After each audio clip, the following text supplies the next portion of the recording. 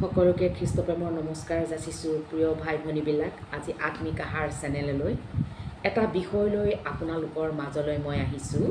বিষয়টো হৈছে এজন ৰোগীয়া ধৈৰ্যৰে ঈশ্বৰৰ অপেক্ষাত সুস্থ হ'ল। কোন আপুনি জানেনে?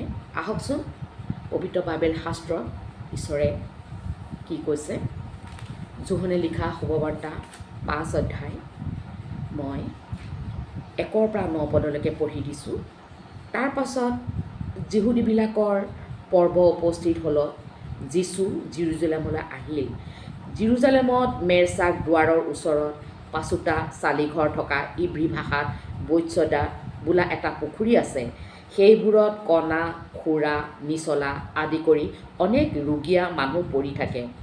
তাতে 18 বছৰ পৰা ৰোগে ধৰা এজন মানুহ আছিল।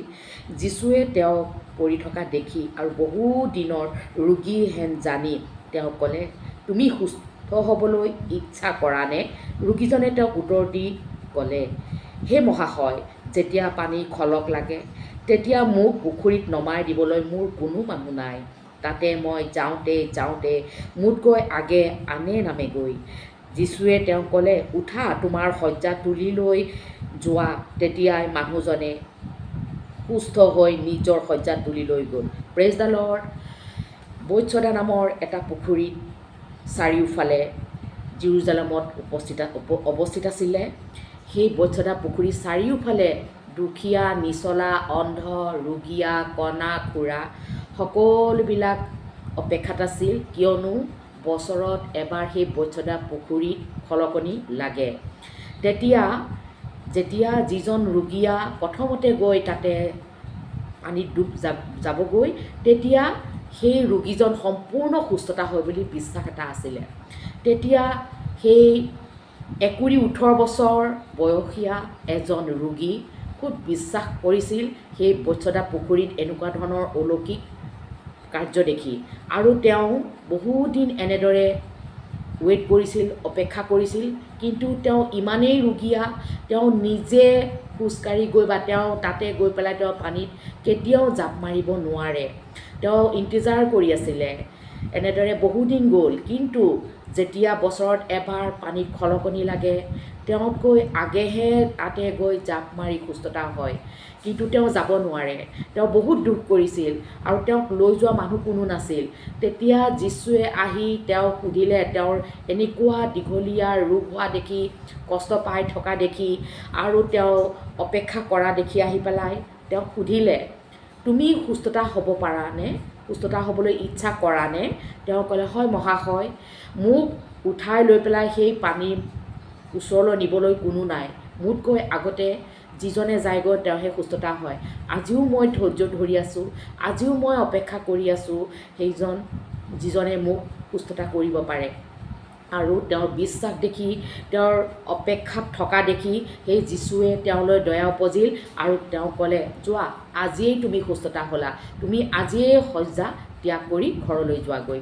এনেদৰে প্ৰভুৱে তেখেতক সুস্থতা কৰিলে। চাওক, আজিও আমাৰ জীৱনত এই বাক্যৰ পৰা আমি এইটোৱেই বুজিব পাৰিলোঁ, যদি আমি ধৈৰ্যৰে, অপেক্ষাৰে যদি আমি ঈশ্বৰলৈ বাট চাওঁ, তেনেহ'লে আমিও এনেকুৱা ধৰণৰ ৰোগৰ পৰা আমি সুস্থতা হ'ব পাৰোঁ।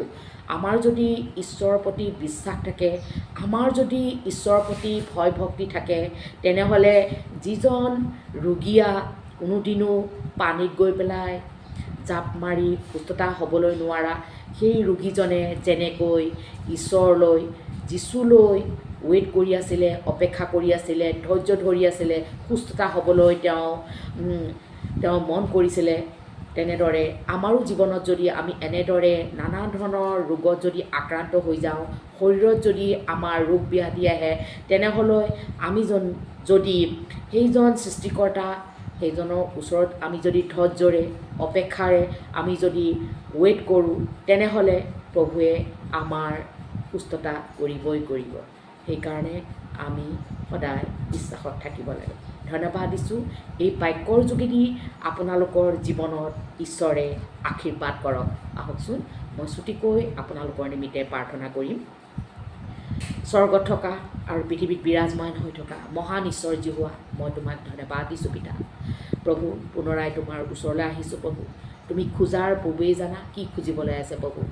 যিসকলে আজি এই অনুষ্ঠানটো উপভোগ কৰি আছে তেওঁলোকৰ জীৱনত দুখ কষ্ট ডিপ্ৰেশ্যন মনত তেওঁলোকৰ সমস্যা আছে পিতা, অমংগল আছে পিতা, ৰোগ ব্যাধি আছে প্ৰভু, নানা ধৰণৰ তেওঁলোকৰ আৰ্থিক অনাটন আছে, হাতে কৰা কাৰ্যত আশীৰ্বাদ নাই, চাকৰি নাই, ল'ৰা ছোৱালীৰ নিমিত্তে তেওঁলোকৰ চিন্তা তৰ্ক বিতৰ্ক এইসমূহ প্ৰাৰ্থনা মই তোমাৰ হাতত সমৰ্পণ কৰিছোঁ পিতা।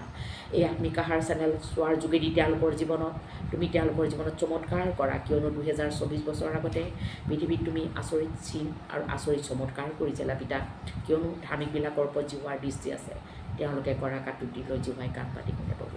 আজিৰ দিনটোত এই সকলো সন্তানবিলাকৰ ওপৰত তুমি ভয়ানক বীৰৰ দৰে থাকিবা, হাতে কৰা কাৰ্যত আশীৰ্বাদ কৰিবা। তোমাৰ হাততেই সন্তানবিলাকক বিধাইছোঁ। Amen. Praise God, praise God, praise god.